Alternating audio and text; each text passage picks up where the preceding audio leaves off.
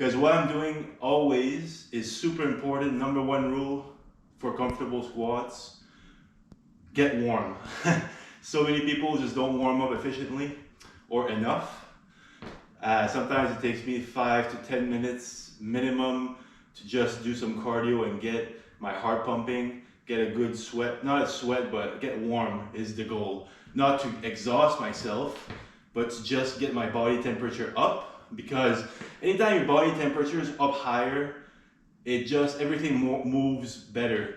Did you ever notice in the cold how hard it is to do things in the cold outside compared to if you're warm in the summer? Like, that's what I mean. Like, it's not to that extent, but the point is being warm, very warm, always makes the movement like so much easier. Everything just moves more fluidly. So get warm. 5 to 10 minutes cardio is light cardio is what I like to do first, and then I get to the mobility stuff. So what I'm gonna do first, something to activate my glutes, because my glutes tend to be a bit inactive sometimes. I have a hard time firing up my glutes personally, and my quads. My hamstrings usually fire up pretty easily. I can contract them right now, feeling good. Quads, all right.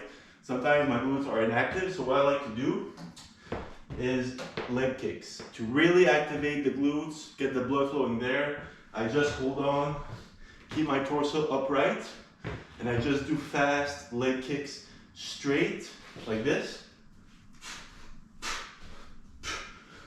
And then I go sideways more, like to hit my hip and not so much my glute. So it's gonna hit the side of my hip more.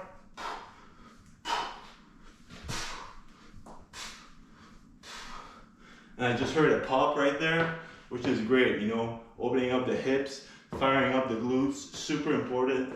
I'm not the most flexible guy when it comes to my hips. I feel my hips are super tight most of the time. So this right here helps. I just do like 6 kicks straight, 6 kicks on the side, each side, and that's it for that, you know, just warming up. You can do this literally anywhere.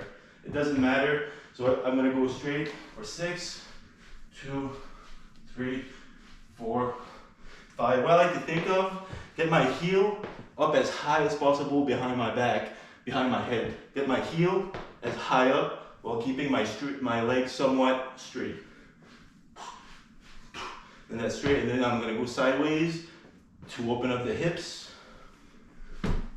Oh fuck, misguided that one, I hit the wall.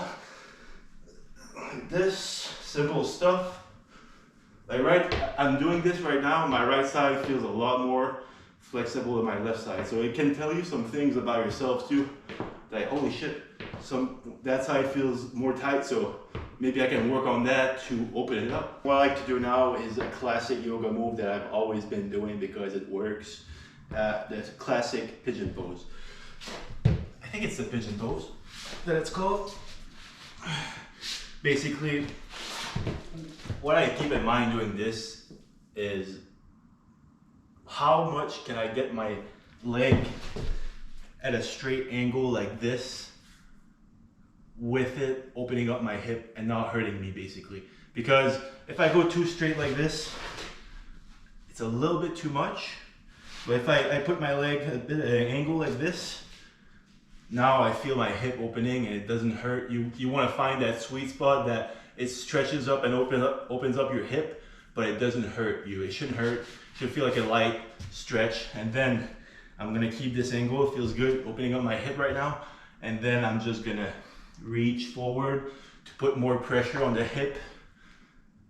And then I'm gonna find a different angle to open up the hip a little bit more and put more pressure right on the side of the hip right here to open it up even more. That feels great right now. Like I said, it shouldn't hurt you. If it hurts you, back off and maybe bend your leg in more. Everybody's got different mobility for that. So then going into a deep squat after feels fucking amazing compared to before for my hips. And now what I like to work on is simple stuff. The ankles, super important. If you have terrible ankle mobility, your torso is not gonna stay as upright. You're basically gonna squat like this. because your ankles are too tight. So to have a good upright squat with your torso as upright as possible, you need decent ankle mobility. That's why I wear these weightlifting shoes. If you're serious about your squats, back squats, front squats, and you want to get some gains, I highly recommend investing in a pair of weightlifting shoes. Super good investment for gains. It helps you have more ankle dorsiflexion, which helps you keep your torso more upright. But you shouldn't rely on that. You should rely on mobilizing your ankles first, and then maybe start thinking of investing in a pair of shoes, because that should be like last. You should always work on your mobility first. Get those ankles nice and loose. Go into a half lunge position, and then put the weight so the pressure goes right here on your ankle joint, pretty much, when you go like this.